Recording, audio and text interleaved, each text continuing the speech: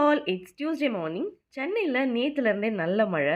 காலையில எழுந்த உடனே ஏலக்காய் டீ போட்டு குடிக்கணும் போல இருந்துச்சு. ஸோ ப்ரிப்பேர் பண்ணிட்டே இன்னைக்கு எங்களோட லஞ்ச் பார்த்தீங்கன்னா, ஊர்லேருந்து முருங்கைக்காய், தேங்காய், சொரக்காய் எல்லாமே எடுத்துகிட்டு வந்திருந்தேன். அங்கே எல்லாமே சீப்பாக கிடைக்கும். ஸோ நேற்று தான் நாங்கள் ஊர்லேருந்து வந்தோன்றதுனால முருங்கைக்காய் சாம்பாரும், சொரக்காய் பொரியலும். எங்களோட பிரேக்ஃபாஸ்ட்க்கு பார்த்தீங்கன்னா, பழைய சாதம் தான். நைட்டே சாதம் வடித்து தண்ணி ஊற்றி வச்சுருந்தேன். சொரக்காய் எப்போவுமே நான் கட் பண்ணும்போது ஃபஸ்ட்டு ரஃப்பாக சாப் பண்ணிவிட்டு அதுக்கப்புறம் ஷார்ப் எட்ஜ் இருக்க டம்ளரில் பஞ்ச் பண்ணேன்னா ஃபைன் சாப் ஆகிடும். அல்சர் ப்ராப்ளம் இருக்கவங்க அடிக்கடி பழைய சாதம் எடுத்துக்கோங்க, க்யூர் ஆகிடும்.